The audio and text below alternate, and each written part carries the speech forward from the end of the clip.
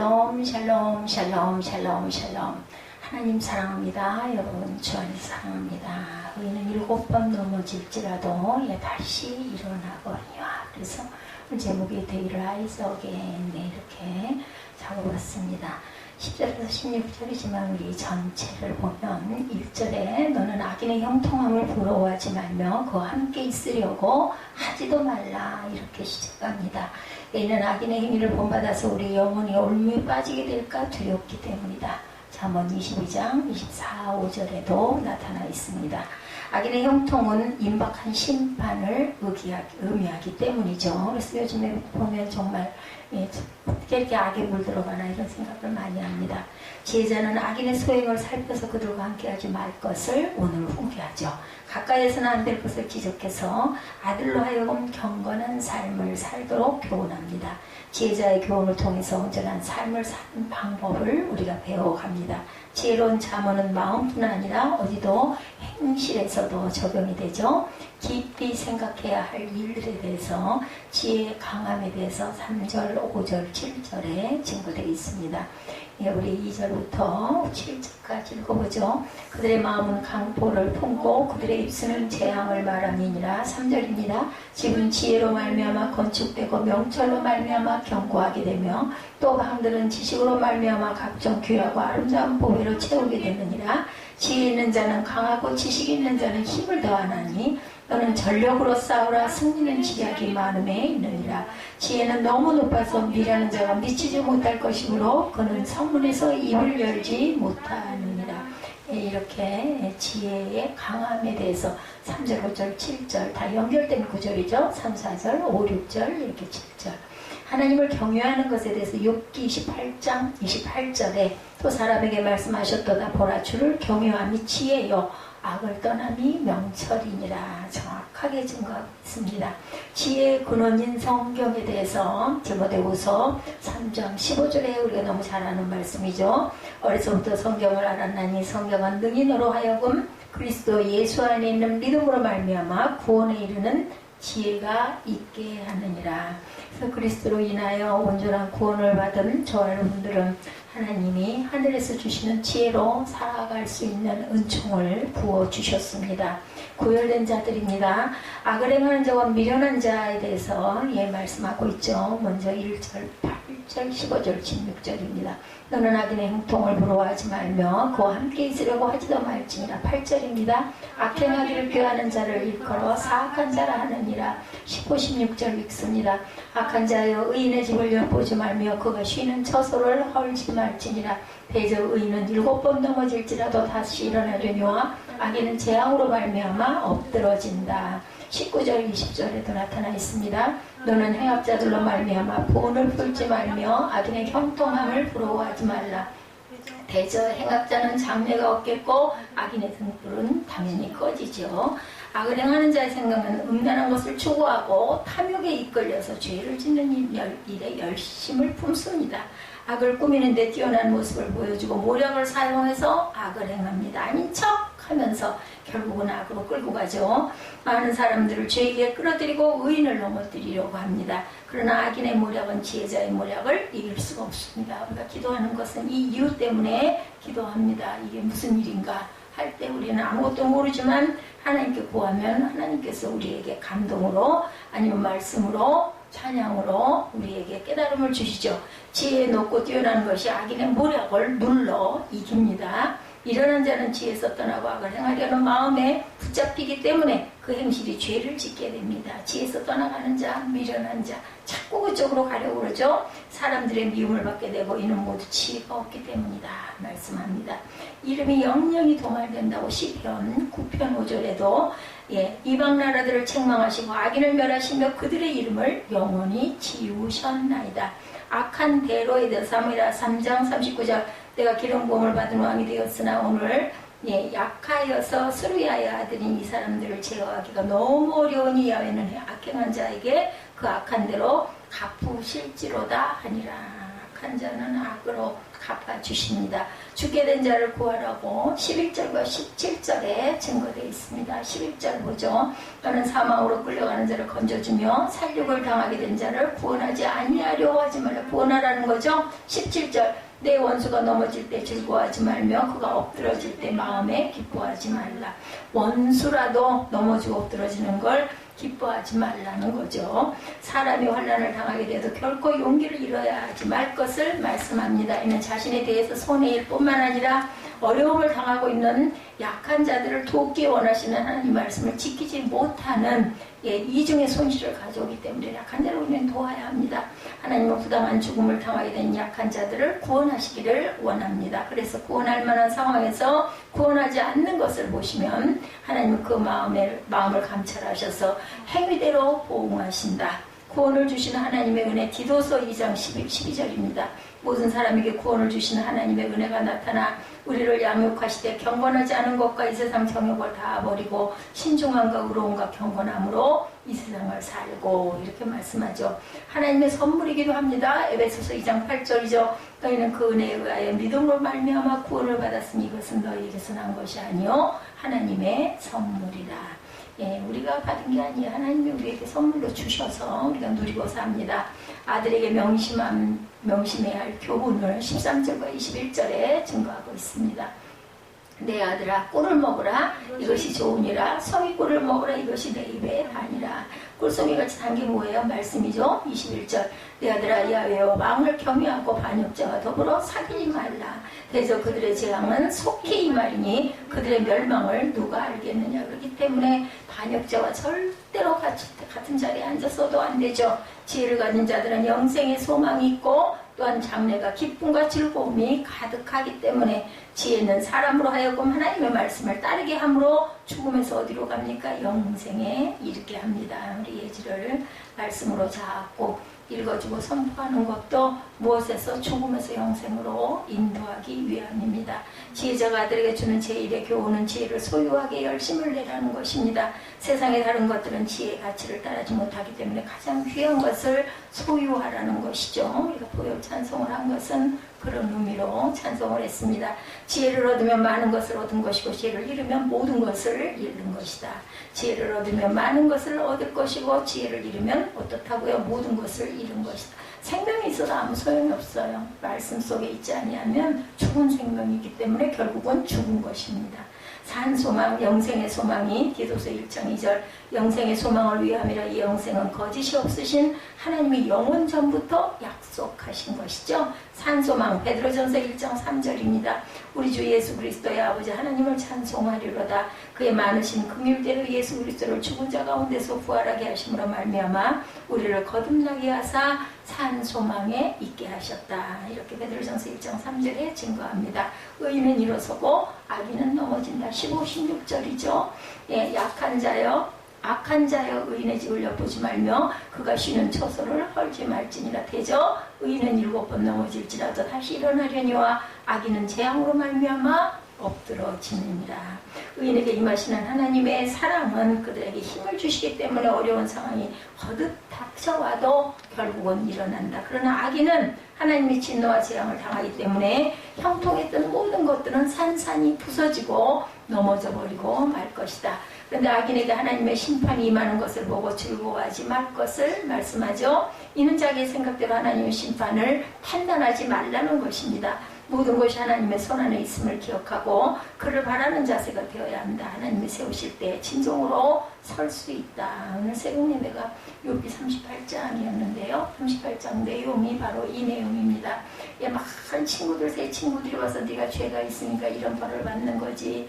또 엘리바스는 네가 깨닫지 못하기 때문에 이런 거지. 하나님은 공의 하나님인데 네가 더욱더 의가 크다고 얘기하는 건 잘못이라고 했는데 결론은 하나님께서 말씀하시죠. 왜 세우시려고 그 아들을 정금같이 단련하시려고 또한 그러한 환난을 주셨다. 그래서 일으켜 세우시죠. 왜? 의인이었기 때문에 결론은 하나님의 은혜가 하나님의 사랑이, 하나님의 공의가 그 아들에게 임하는 것을 보게 됩니다. 의인의 번성이 돼서 시편 92편 12절입니다. 의인은 종려나무같이 번성하며 레바논의 백향목같이 성장하리로다. 악인의 멸망에 대해서 시편 37편 20절에 악인들은 멸망하고 여호와의 원수들은 어린 양의 기름같이 타서 연기가 되어 없어진다. 반역자들과 사귀지 말라고 21절에 말합니다. 우리 20절부터 19절부터 읽어볼까요? 너는 행악자들로 말미암아 분을 분치 말며 악인의 형통함을 부러워하지 말라. 대저 행악자는 장래가 없겠고 악인의 등불은 꺼지리라. 21절 내 아들아 야훼와 왕을 경외하고 반역자와 더불어 사귀지 말라. 대저 그들의 재앙은 속히 임하리니 그들의 멸망을 누가 알랴. 이것도 지혜로운 자들의 말씀이라. 재판할 때 낯을 보아주는 것이 옳지 못하니라. 이렇게 말씀하고 있습니다. 악인의 형통이 부러울지라도 그것을 부러워하지 말라는 거죠. 장래가 없는 일순간의 것이라는 겁니다. 장래를 생각하는 사람이라면 악인의 형통에 절대로 부안해도 마음을 빼앗기거나 같이 합해가려고 하지 않는다. 그것은 곧 멸망이기 때문입니다. 멸망으로 가는 길이에요. 우리가 보기에는 성공한 것 같고 승승장구하는 것 같고 너무너무 부럽고 너무 잘 되는 것 같지만 결론은 멸망이다. 반역자들은 자신이 이길 것이라고 말하지만 그들의 멸망은 이미 결정되어 있다. 하나님의 심판은 그들의 자랑거리를 헛된 것으로 만들어버릴 것이다. 공의를 무시하고 악한 일을 행하는 자들과 사귀는 것은 그들을 인정하는 거죠. 하나님께서 진노와 멸망의 대상으로 결정하고 버리신 자들과 함께하는 것은 하나님의 뜻을 거스르는 것이다. 하나님의 진노가 임할 때 함께하던 자들도 결국은 멸망당하죠. 축복에 참여하지 못하게 됩니다. 민수기 20장 24절 아론은 그 조상들에게로 돌아가고 내가 이스라엘 자손에게 준 땅에는 들어가지 못하리니 이는 너희가 무리바 물에서 내 말을 거역한 까닭이니라. 진노를 당합니다. 에스라 8장 22절입니다. 이는 우리가 전에 왕에게 아뢰기를 우리 하나님의 손은 자기를 찾는 모든 자에게 선을 베푸시고 자기를 배반하는 모든 자에게는 권능과 진노를 내리신다 하였으므로 길에서 적군을 막고 우리를 도울 보병과 마병을 왕에게 구하기를 부끄러워하였습니다. 이렇게 증거되어 있습니다.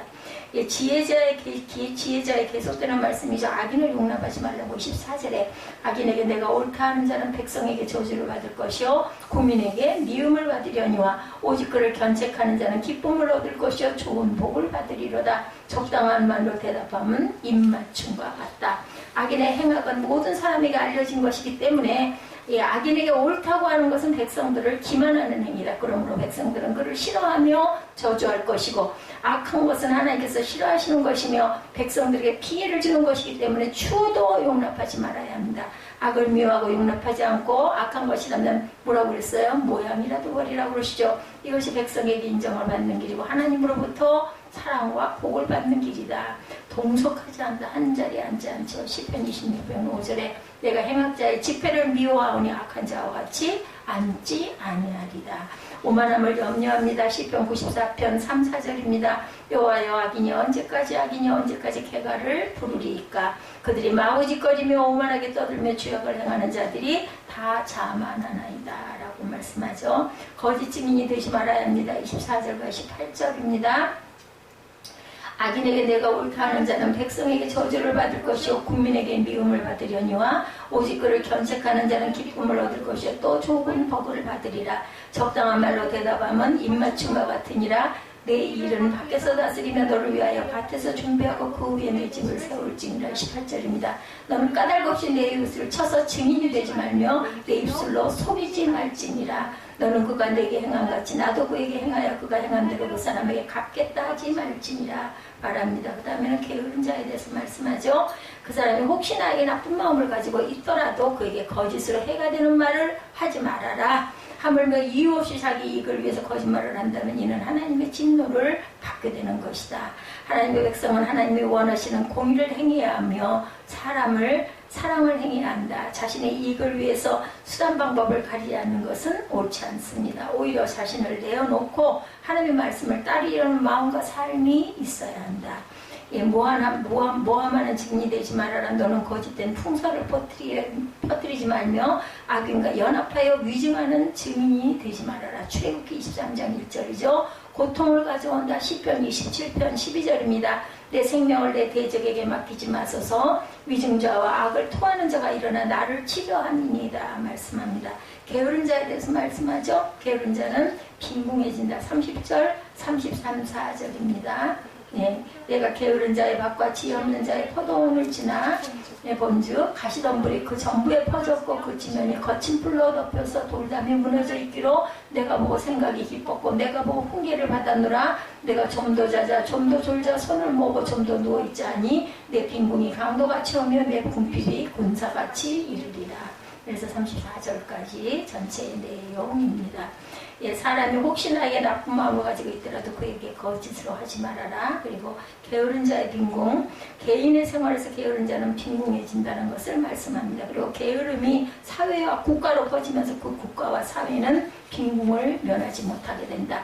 게으름은 조금씩 다가와요. 작은 하나를 용납하면 또 조금 더 파마고 들어오죠. 지혜로운 자는 부지런함을 이용해서 게으름의 뿌리를 뽑아버립니다.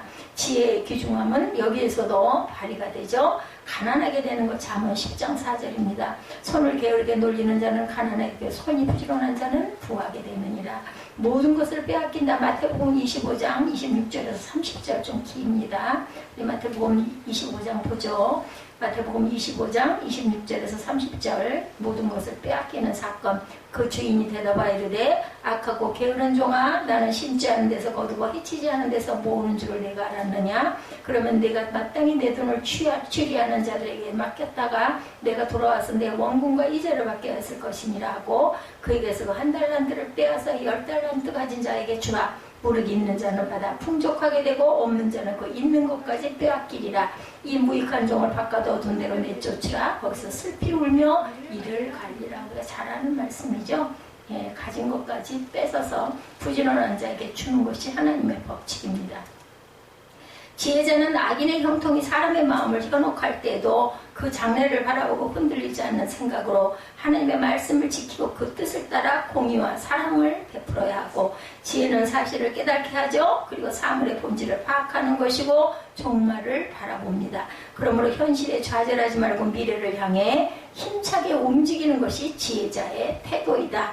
현실을 직시하고 상주시는 이는 하나님을 바라보고 살아가는 저와 여러분이 되셔야 할 줄로 믿습니다.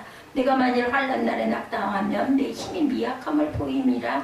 대저 의인은 몇 번 넘어질지라도 7번 넘어질지라도 악인은 재앙으로 말미암아 엎드러진다라고 말씀하죠.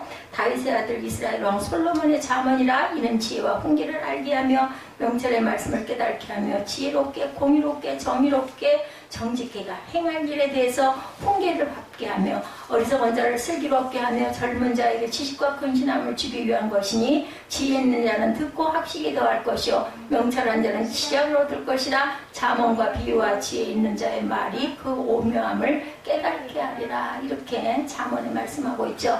정말 잠언을 읽고 지혜와 훈계를 알게 되고 명철의 말씀을 깨닫게 되고 지혜롭게 공의롭게 정의롭게 정직하게 행할 일에 대하여 훈계를 받고 살이 분별이 생겼고 체험적인 지식과 옳은 것을 깨달는 능력이 저와 여러분에게 있습니까? 생겼습니까? 예, 이런 것을 우리가 말씀함을 읽어보고 우리가 또 묵상하고 갑니다. 자, 일기를 써보는 사람들도 있다고 그래요. 이 잠언을 가지고 일상생활에서 내 안에 있는 성령 하나님께서 나에게 무슨 말씀을 하시는가, 장장히 써가면서 묵상하는 거죠. 가이드해 주시는 것을 경험하는 거, 하나님께서 말씀하시는 말씀을 음성을 듣는 거죠. 말씀으로, 그죠? 우리 마음의 감동, 그 결과 말, 생각, 행동을 이전과 다르게 하려는 사람들이 많았다라고 합니다. 그래서 지금도 그 잠언을 가지고 일기를 쓰시는 분들이 많이 계시더라고요. 보니까 그런 것이 바로 말씀을 중심으로 예수님과 동행하면서 내가 영적으로 깨달아야 변화가 되죠. 아무리 설교를 해도 마음에 감동이 오지 않거나 듣고 그냥 넘어가 버리면 그냥 흘러가는 물과 같은데, 일기를 쓰다 보면 절절히 쓰다 보면서 묵상을 하게 되겠죠. 그런 것이 바로 말씀 중심으로 한 예수님과 동행하는 영적 변화의 지름길이다. 자, 이런 문제들을 겪는 일상생활 속에서 여러 가지 문제들을 겪어야 하나님께 순종하는 법을 차분하게 배우고 실천하지 못한 데서 오는 문제점들을 살펴보는 거예요. 이런 말씀을 묵상. 그래서 그것을 말씀을 쓰는 게 굉장히 중요합니다. 바쁜 하루 일과 속에서 모든 것을 잠시 멈추고 하나님의 인재 앞에 서서 하나님의 인도하심과 동행하심을 구하는 훈련을 내 안에서 일어나게 하는 거죠. 여러 가지 부작용들을 우리가 또한 겪고 있는 것들을 비추어 봅니다. 그런 영적 상태를 바꿔주고자 말씀을 읽고 일기를 쓰는 거겠죠. 글을 쓰면 말을 하는 것과 달리 시간을 가지고 생각을 정리할 수 있게 돼요. 근데 또 이런 건 조심해야겠다. 제가 또 이런 경험이 있어서 쓰기에만 바빠가지고 내용을 제대로 그저 묵상을 못하고 쓸 양이 많다 보면 막 써나가죠. 거기에 대한 어떤 그 성취감 때문에 나 오늘 뭐 한 장을 써야 되네, 두 장을 써야 되네. 그럼 바쁘기는 하고 할 거는 많고 그럼 이건 쓰고 가야 되니까 그냥 달려갑니다. 그러지 말고 많지 않은 절이라도 몇 절이라도 쓰면서 그것을 묵상해서 우리가 깨달아가는 거 굉장히 중요하다. 그게 자라가는 거죠. 주 안에서. 어떤 사건과 대화를 좀 더 객관적으로 또한 말씀 속에서 볼 수 있게 됩니다. 제가 예지의 사건을 이렇게 기도하면서 느낀 게 우리에게 기도 제목을 주셨구나 하는 구체적인 기도 제목, 그냥 막연한 기도 제목이 아니라 정말 저는 참 거 싫어하거든요. 마귀 대적하는 거 막 물러가라 사라질지어다 이런 거 참 별로. 그리고 무슨 내가 무슨 힘이 있어서 이런 생각도 많이 하게 되고 하는데 이런 것들을 틀을 깨주시느라고 겁내지 말고 놀라지 말고 선포하자 이런 마음, 담대함 이런 걸 주시고 정말 적극적으로 기도하게. 아니 사람이 죽게 생겼으니 그저 해야 되지 않겠습니까? 그리고 또 하나님의 뜻으로 섭리로 변화가 되는 부분을 보면서 너무너무 감사하고 이거는 내 믿음이 이것밖에 안 돼서 하나님이 그러셨죠. 예수님도 그러셨죠. 믿음이 적은 자들아 왜 두려워하느냐. 겁낼 일이 없어요. 사단의 정체를 그렇게 해서 알고 나면 깨달으면 하나님이 주신 것이고 그러니까 마음들이 같았겠죠. 떨어져 있고 보지 않았더라도 같은 마음이 그거 하나 가지고 기도하니까 그 사단의 정체를 알게 되고 무너뜨리고 이렇게 기도하는 것이구나. 사탄은 이렇게 물리치는 것이구나. 이런 걸 깨달아. 5주이나 기도를 안 하면 이런 사건 물론 그것 때문에 예지가 아픈 거는 아니지만 우리가 교회라면은 너무 많은 사람들이 모이고 문제가 많이 일어날 때 이렇게 우리가 중보할 줄 아는 그런 믿음 그리고 담대함 그리고 선포 이게 굉장히 필요하죠. 믿는 자에게 능치 못함이 없다 그랬으면 왜 안 될까? 왜 그죠? 은사가 있는 사람들은 막 사람이 병도 고치고 그죠? 변화가 되고 하는데 우리는 그걸 감히 엄두도 못 내고 믿음이 그거밖에 안 되기 때문인 거예요. 그 믿음이 특별히 은사를 주는 사람이 꼭 있어서가 아니라 그 마음이 없기 때문에 기도를 한다 하더라도 그냥 마른 기도라고 그러죠. 입으로만 기도하는 것이고 우리가 간절함 믿고 내 자식이 그렇게 아프거나 하다 보면은 막 눈물 흘리면서 울게 되면서 기도하게 되죠. 그럴 때 우리가 정말 절실한 마음이 되면서 하나님과 탁 연결고리가 맺혀지는 거 이것을 경험하게 하시는 하나님 너무나 감사하더라고요. 말씀이라는 틀을 통해서 어떤 일과 대화를 보고 듣게 되면 성령님의 눈으로 그 일을 보고 듣고 느낄 수 있게 해주신다. 잠언 일기를 쓰는 그런 분들의 이야기로는 그것을 절대로 중단하지 말아라. 한 줄이라도 매일 써라. 많이 꼭 쓰려고 할 필요가 없어요. 저도 이게 부족해요. 그 양은 꼭 채우려고 애를 쓰다 보면은 그 내용은 깊은 묵상도 못하고 막 쓰기에 바쁘죠. 오늘이라도 어제 일을 생각하며 밀리지 말고 쓰는데 혹시 밀렸더라면 오늘이라도 어저께 그 분량을 꼭 쓰면서 묵상을 하라는 거죠. 주님이 우리에게 말씀하시죠. 나를 사랑하는 자들이 나의 사랑을 입으며 나를 간절히 찾는 자가 나를 만날 것이니라. 부귀가 있고 장관 재물과 공의도 그러하니라. 이렇게 말씀합니다.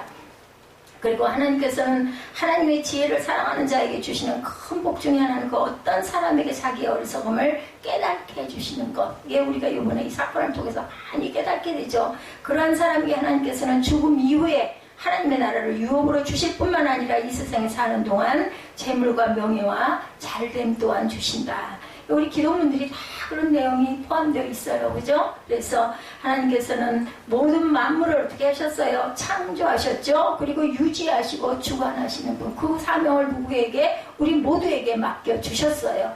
이러한 하나님을 아버지라고 부르고 사는 인생은 당연히 우리가 살아가면서 만나는 일들과 다른 사람을 대하는 자세와 관점 자상이 달라야 합니다. 똑같아서는 절대 안 돼요. 그죠? 특히 예수께서 떠나가시면서 뭐라고 말씀하셨어요? 내가 다시 오겠다고 분명히 말씀하셨어요. 그분의 재림을 기다리며 사는 인생은 살아가는 자세와 관점과 자화상들이 어디로 집중? 오실 예수님에게 집중되어야 된다.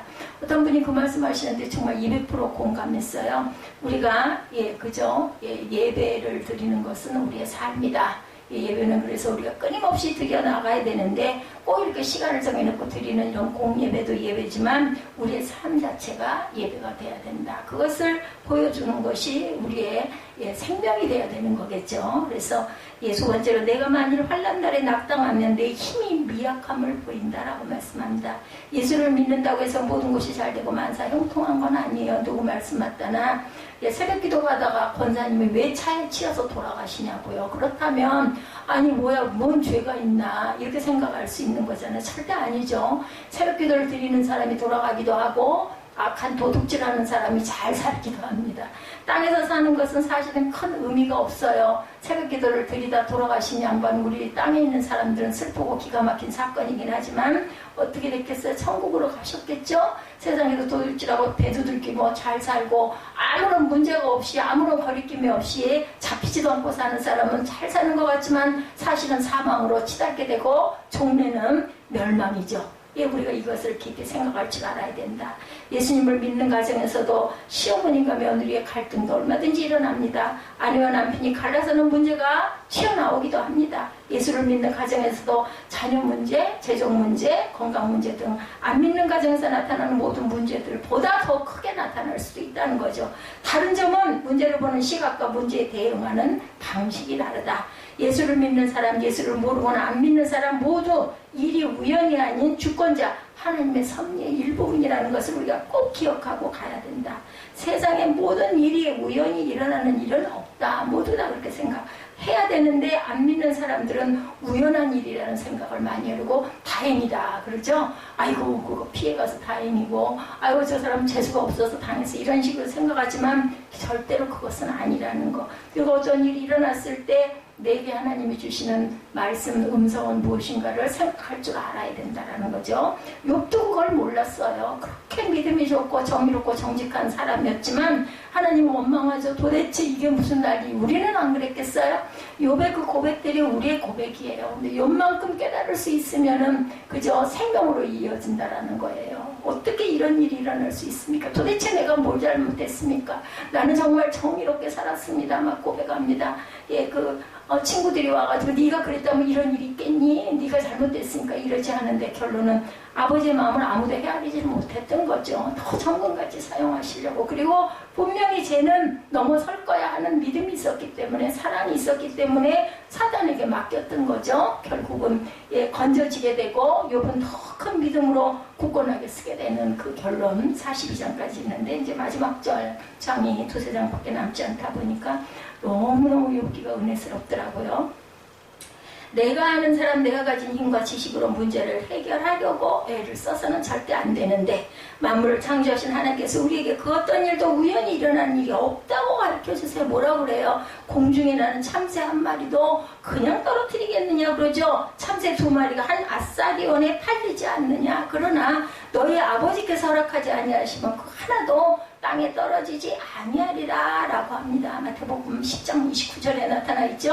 이 말씀은 어떤 사람에게는 큰 위로가 되고 어떤 사람에게는 큰 의문을 갖게 합니다. 그리스도인들은 모든 일의 주권자 하나님께서 다스리고 통치하시고 어떤 하나님의 뜻이 계셔서 나로 하여금 이 일을 겪게 한다라고 믿죠. 특히 대부분의 그리스도인들은 다음과 같은 성경 말씀을 암송합니다. 사람이 감당할 시험 밖에는 너희가 당할 것이 없나니 오직 하나님은 미쁘사 너희가 감당하지 못할 시험당함을 허락하지 아니하시고 시험당할 쯤에 또한 피할 길을 내사 너희로 능히 감당하게 하신다. 따라서 그리스도인은 문제를 만났을 때 하나님을 의지해야 되고 하나님께 나아가 도움을 청하고 그 기도할 줄 알아야 되겠다. 하나님 사람이 감당할 시험밖에 우리에게 당할 것이 없다고 말씀하셨는데 이번에 제가 만난 이 어려운 일도 제가 감당할 수 있을 줄로 믿습니다. 하나님께서 나에게 지혜를 주시고 감당하게 해주시고 고난도 극복하고 더 잘하게 해주시려고 이 고난도 주시는 거죠 라고 차라리 오히려 감사하고 기도해야 되겠다라는 거죠.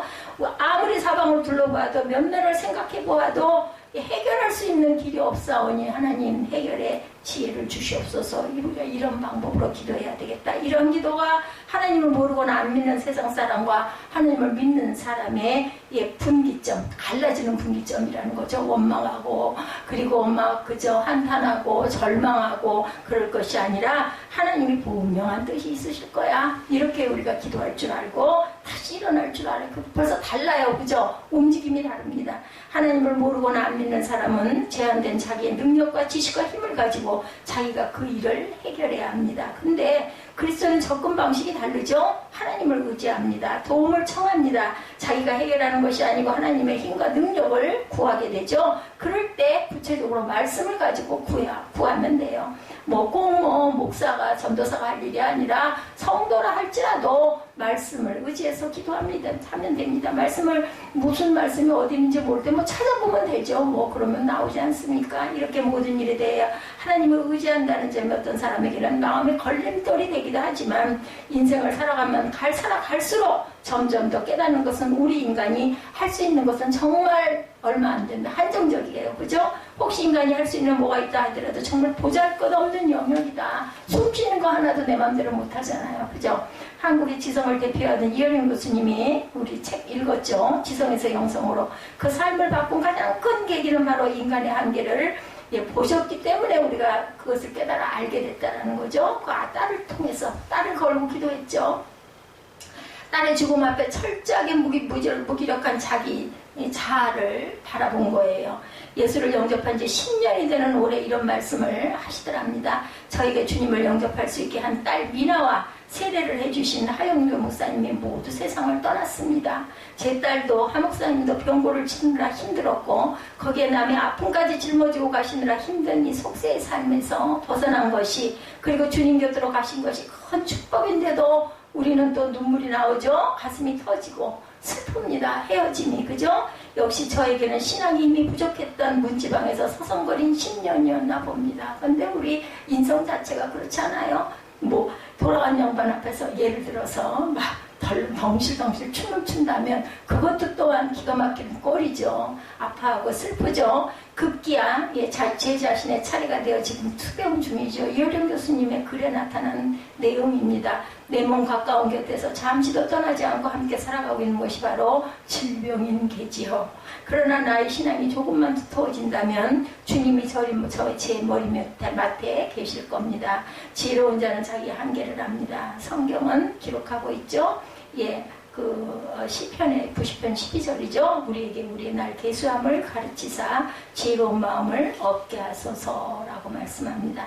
내가 어느 날 주님 앞에 서야 한다는 것을 아는 것이 지혜고, 그죠? 그 날이 많이 안 남았다는 것을 아는 것이 지혜고, 또 옛날에 예수가 우리나라에 들어오지 않을 때도 아주 그 덕망이 높고 지식이 깊은 분들 기도하신다고 그러죠. 그런 분들은 자기 돌아갈 날들을 아신거래요. 대개는 내가 어느 날 주님 앞에 서야 한다는 것을 아는 것이 지혜고 그날이 많이 안 남았다는 것을 아는 것이 지혜입니다. 마치 이대로 계속 몇십 년이고 살 것처럼 예수님 앞에 밋밋하게 서 있어서는 안 되겠다라는 거죠. 성경에 잠언 90장 10절에도 날이 신속히 가니 우리가 날아가니이다 라고 말씀하고 있습니다. 그렇다면 예수를 믿는다고 해서 모든 것이 잘 되는 것도 아니고 예수를 믿는 가정에서도 아까 말했죠. 자녀 문제, 재정 문제, 건강 문제, 재정 문제 이런 모든 문제들이 일어난다. 저는 예지 사건이 정말 유감스럽고 놀랍고 염려되고 슬픈 일이었기는 했지만 그것을 통해서 신앙이 회복되면 얼마나 좋을까 하는 기대를 겁니다. 정신을 바짝 차려서 우리가 살아가야 되죠. 하나님께서 저와 여러분에게 정말 전해주시려고 하는 것은 영원한 생명, 영원한 하나님의 나라, 이것을 우리가 깨달아 알아야 되겠다. 영원한 생명, 영원한 하나님의 나라를 우리에게 유업으로 주신 예수 그리스도를 십자가에서 피 흘려 죽게 한 거 누가 그랬어요? 내가 그랬죠. 그 영원한 생명과 영원한 하나님의 나라를 우리에게 보여주시려고, 상속시켜 주시려고 죽은 예수님을 하나님의 권능으로 다시 살리셔서 하늘로 올려가셨습니다. 예수께서 다시 오시겠다고 약속하시고 올라가셨는데 그 예수님을 기다리는 우리가 이 땅에 사는 동안 우리를 고아와 같이 버려두지 않겠다고 말씀하죠. 또 다른 보혜사를 보내셨어요. 그게 바로 성령님이시죠. 그래서 아까 우리 성령 찬양했죠. 그 성령께서 하시는 일은 이 땅에서 하나님의 자녀로 살아가는 저와 여러분을 부모와 자녀를 보아두시 보호해 주시고 필요를 공급해 주시고 낙심 때 또한 위로해 주시고 쓰러졌을 때 일으켜 주시는 일을 하십니다. 성령께서. 우리가 예수를 믿는 이유는 죄 문제를 해결받고 하나님과 화목하고 영원한 생명을 얻고 하나님의 나라를 유업으로 받기 위함이라는 것은 잊지 말아야 합니다.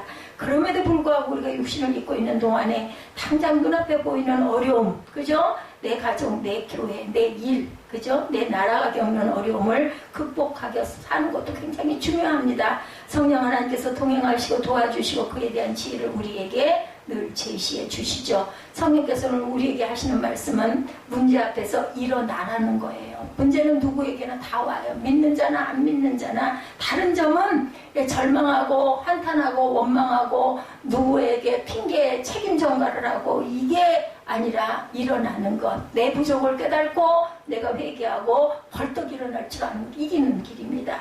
어려움 앞에서 하나님의 자녀로 낙담하지 말라는 거죠. 내가 너의 아버지 만군의 여호와 하나님이라는 겁니다. 모든 문제를 해결할 수 있는 키는 오직 하늘에서 풀면 땅에서도 풀리리라는 것이죠. 나의 삶이 어렵고 힘이 들고 숨도 쉴 수 없을 때 잠을 못 이룰 때 사랑하는 내 자녀야 낙심하지 마라. 나 야훼 하나님이 너를 도와줄 것이다. 내게 구하라. 전능하신 하나님의 말씀을 지팡이 삼아 일어나라. 말씀 안에 사는 길이 우리가 생명의 길이라는 것. 내게 어와라. 내 안에 극복하는 지혜가 있다. 이 어려운 고비를 넘어가는 힘이 내게 있다. 어려움을 견디는 힘이 나 여호와 하나님께 있다라고 오늘 말씀합니다. 하나님의 사람아 일어나라. 하늘을 보라. 너의 방식을 버리고 내 방식대로 닮아가라. 그러면 너는 살 것이다. 나를 의지해라. 하나님께 구해라. 하나님은 너의 방패, 너의 피할 반석이시다. 우리가 기뻐하는 시편 말씀이죠. 그가 산성이 되시고 그가 너의 반석이시고 나와 함께 다시 시작하자. 오늘 이 시간 주님은 그렇게 우리에게 말씀합니다. 세 번째 의인은 아까 뭐라 그래 16절에 7번 넘어질지라도 다시 일어난다. 그게 믿음이고 신앙이다. 잠언 24장 본문 말씀을 우리가 차분히 읽어보면 10절 16절에 보면 내가 만일 환난 날에 낙심하여 내 힘이 미약함을 보임이니라. 대저 의인은 7번 넘어질지라도 다시 일어나려니와 악인은 재앙으로 말미암아 엎드러진다라고 말씀하고 있습니다. 이 말씀을 읽고 깨닫는 것은 우리가 영원한 생명을 얻었고 하나님의 나라를 유업으로 받은 자인데 이 땅에서 삶이 힘들고 어렵다고 해서 절대로 낙심해서는 안 된다. 어려울 때 전능하신 하나님을 의지해서 이기는 자가 돼야지 어려움 앞에 무릎을 꿇어서는 안 된다. 사탄이에요. 어려움을 주는 것은. 그죠? 하나님이 그냥 두고 보시는 것은 아시고 믿기 때문이라는 거야. 저 녀석이 저거 넘었을 거야. 우리 자녀들 단련시키기 위해서 그런다고 그러죠. 그 유대인들도 깊은 산속으로 아이가 성인식을 하고 나면 갔다가 놔준다고 그러죠. 그러면서 멀찌감치 떨어서 화살을 겨누고 있다고 그래요. 짐승이 나타나면 아들 몰래 그렇게 기다려서 그것을 보호해 주려고. 그게 누구의 마음일 거야? 아버지의 마음이죠. 하나님의 사람은 7번 넘어져도 다시 일어나고 그게 살아있는 믿음이고 세상을 이기는 신앙입니다.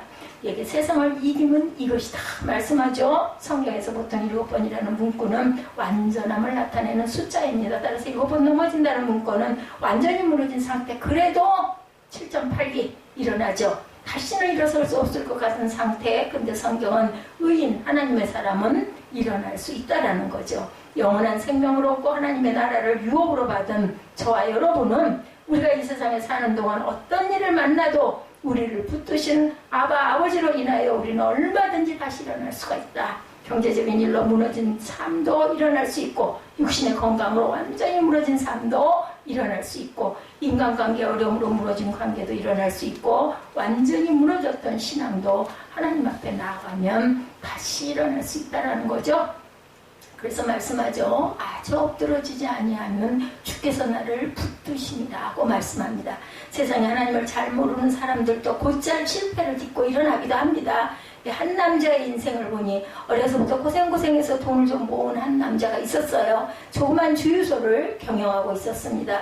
그가 40살이 되던 해 주유소에 들어온 손님이 젠장 이 동네에는 뭘 먹을 만한 가게가 없어 이렇게 수다거리더라고요.